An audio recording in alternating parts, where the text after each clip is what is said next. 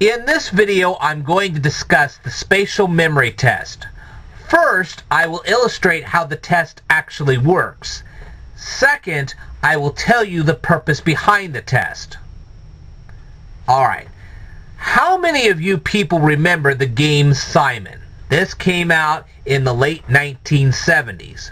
For those of you who do not remember that game, I actually have a link down in the description below that will show you what the Simon game looked like, how it worked, so on and so forth. The reason I'm showing you this is that this spatial memory test is very similar to Simon. Allow me to illustrate. Participants of this test are placed in front of a computer screen. And then on the computer screen is displayed an array of squares. So we have all these little squares. Okay? And then some of the squares light up in a sequence. We're going to pretend here. I've got my marker.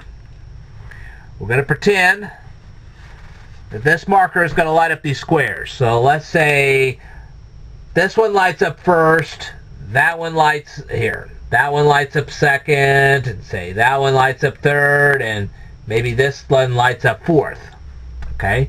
Notice not all the squares light up, just certain ones. This one first, this one second, this one third, this one fourth. Now then they stop lighting up. Now what the participant is supposed to do is they're supposed to remember in what order these squares lit up. First of all, they have to remember which squares lit up, and then they're supposed to remember in what order they lit up. Okay?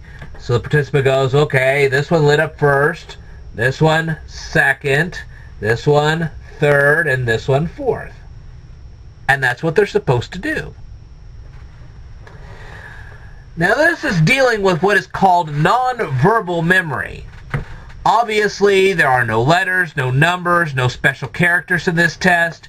It's just a matter of which squares lit up in what order. Now, why is this important?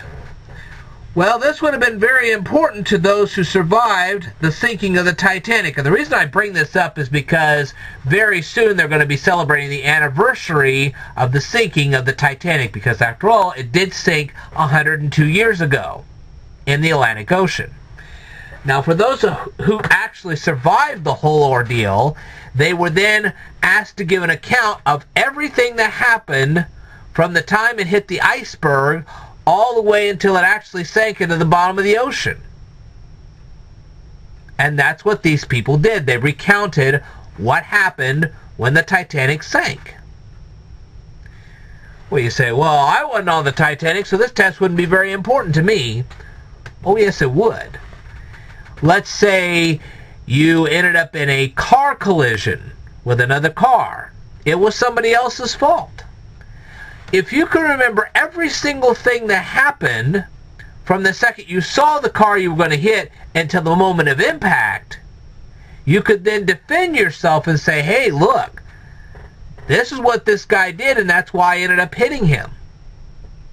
And by doing so, you could bring up a strong case that would cause this person who ended up hitting you, or you ended up smacking into because he didn't obey the law,